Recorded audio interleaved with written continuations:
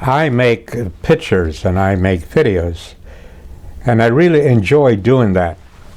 And I created a little school of thought, a little organization, if you will, called Microdac. And there are a lot of people who write to me and try to be supportive of what I do, which is to try to encourage you, the viewer, to think for yourself.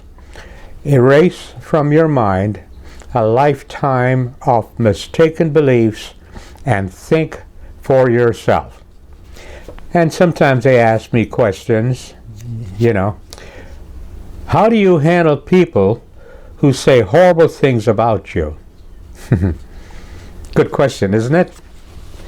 Well, I think it was Oprah Winfrey who said, and I'm just speaking off the cuff, unscripted little chit-chat, but I think it was Oprah Winfrey who said that when you meet someone, if you will just shut up, and I'm paraphrasing her now, just shut up and listen, they will tell you exactly who they are.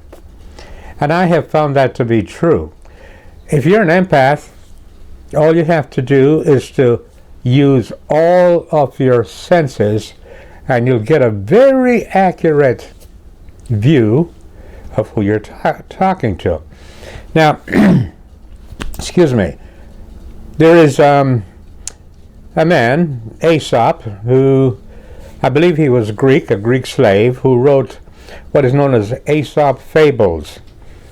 Now, I will tell you this. If you don't have that on your computer screen or the book of Aesop Fables, I would strongly recommend that you do, because this is one of the greatest collection of moral tales and tales of human behavior that you'll ever read. Now back to, how do you handle people who say horrible things about you? The answer, quite simply, is you don't. That's right. You don't. Because if they are willing to say horrible things about you, that's a reflection on their behavior. Their behavior. And I got to tell you, a lot of people destroy themselves because of their behavior. There was a wise man who was walking around, and one of his disciples asked him, he said, Lord, they walked by this crippled man, and they asked him, Lord, who sinned? And the Lord said, no one sinned. It's a manifestation of God. I interpret that to mean karma. Here's the thing about karma, okay? And this is very important. It doesn't make any difference if you believe in karma. It makes absolutely no difference whatsoever. It's sort of analogous to gravity. Whether you believe in gravity or not, you are subject to the laws of gravity. Well, this is what I have observed. And of course I could be wrong. But I believe that they are spiritual laws. And I believe that it doesn't matter whether you believe in them or not, you are subject to these spiritual laws. Karma is the same thing. Karma is sort of like, you have a thumb, and you get a hammer, and you whack your thumb with a hammer. Whether you believe in pain or not, you are going to feel pain. Well, karma is the same thing. Each individual, each person knows instinctively what is right and what is wrong. And they also know that what they do as far as behavior is concerned is their responsibility. So, this is what you do. How do you handle people who say horrible things about you? You don't. Just take a lesson from nature. Aesop Fables gave you the story about the frog and the scorpion. Some people are frogs, some people are scorpions. If you pick up a scorpion knowing that the scorpion will bite, whose fault is that if you get bitten? Certainly not the scorpion, because that's its nature. And you knew better. Isn't that correct?